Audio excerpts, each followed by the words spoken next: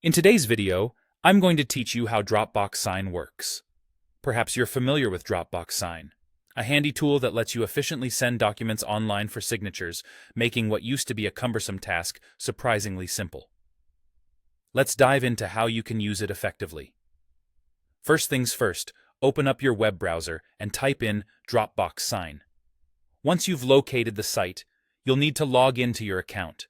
If you don't already have one, you'll have to create a new account, which is straightforward and quick.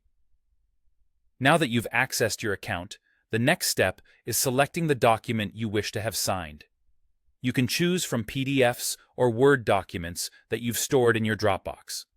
Simply find the document you need in your account. With your document ready to go, look for the Open menu option. Selecting this will present you with various file opening options, and you'll want to choose Dropbox Sign from the list. This step will open your chosen document within the Dropbox Sign application, setting the stage for collecting signatures. Once inside the application, you'll need to identify the individuals who should be signing the document. Enter their names and email addresses. That's how Dropbox Sign will know where to send the document for signature. With your signers set, it's time to customize the document. Dropbox Sign offers a drag-and-drop feature that makes it easy to place fields exactly where the signer needs to input their name, date, or actual signature. This takes the guesswork out of where they should sign, making the process seamless and straightforward for everyone involved. Next, it helps to give your document a clear and descriptive title. This aids in organization, especially if you're working with multiple documents. After you've titled it, hit Send. Dropbox Sign will distribute the document to your intended signers, notifying them with an email. Your signers will receive a notification in their inbox with a link directing them to the document.